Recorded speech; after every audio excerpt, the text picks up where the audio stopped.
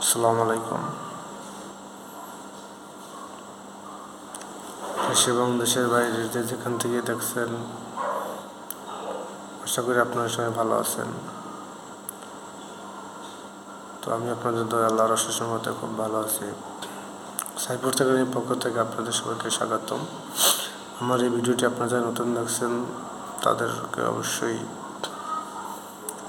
স্বাগতম আমার চ্যানেলে আসার জন্য, এবং যারা অলরেডি আমার চ্যানেল সাবস্ক্রাইব করে পাশে রেখেছেন তাদেরকে অসংখ্য ধন্যবাদ। আর নতুন নতুন ভিউয়ার্সদের একটা উদ্দেশ্য যে প্রতিনিয়ত আপডেট দেওয়া হচ্ছে আমার চ্যানেলে, তো সাবস্ক্রাইব করে পাশে থাকলে অবশ্যই উপকৃত হব।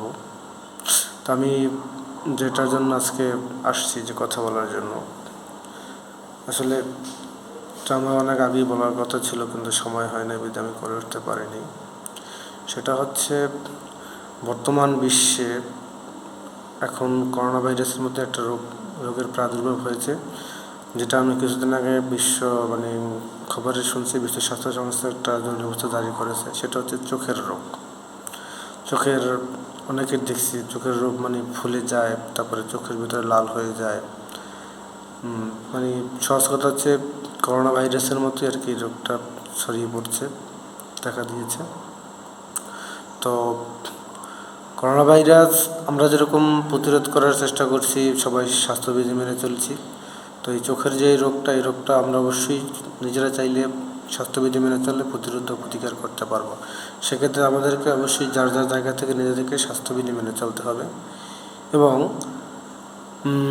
যারা বাইরে থাকেন বেশিরভাগ কাজে, তাদের কথা তো বলার, কিন্তু যাদের কাজ বেশি থাকে না, যারা হয়তো বাইরে ঘোরাফেরা না করে বাসায় থাকার চেষ্টা করবেন। কেননা বর্তমানে সমগ্র বিশ্বে কিন্তু ড্রপের সংকট রয়েছে। বিশেষ করে বাংলাদেশে ড্রপ খুব এখন এমন অবস্থা, ঘরে ঘরে এই রোগটা হয়েছে, যার জন্য ড্রপটা খুবই অপ্রতুল।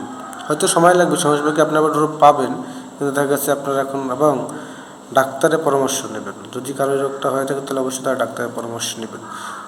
তো ডাক্তারের পরামর্শ নিতে হলে আপনাকে অবশ্যই ড্রপ ব্যবহার করতে হবে।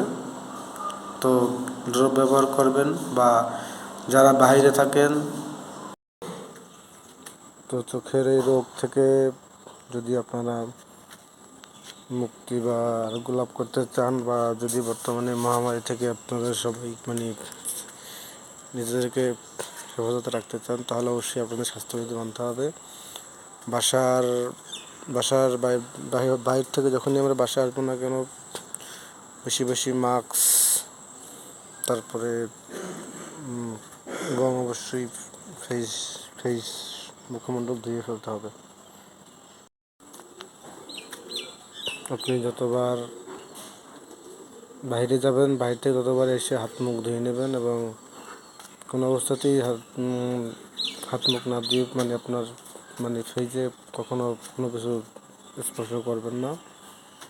আর বিশেষ করে যারা গ্লাস ইউজ করেন না, তারা নর্মাল 0 পাওয়ার গ্লাস ইউজ করতে পারেন, তাহলে চোখের এই সমস্যা থেকে আপনাদের আশা করি সমস্যা হওয়ার কথা না। তো অ্যাটলিস্ট আপনি বাইরে গেলে নর্মাল 0 গ্লাস ইউজ করেন, তাহলে 0 গ্লাস ইউজ করলে হবে কি, আপনার চোখ প্রোটেক্টিভ থাকবে, ধুলাবালি থেকে রক্ষা পাবে। সেক্ষেত্রে আপনার রোগটা হওয়ার সম্ভাবনা খুব কম থাকবে। আশা করি আপনারা সবাই ফলো করবেন। অবশ্যই আপনাদের সুস্বাস্থ্য কামনা করছি। সেজন্য ভালো থাকেন, সুস্থ থাকেন। আল্লাহ হাফেজ।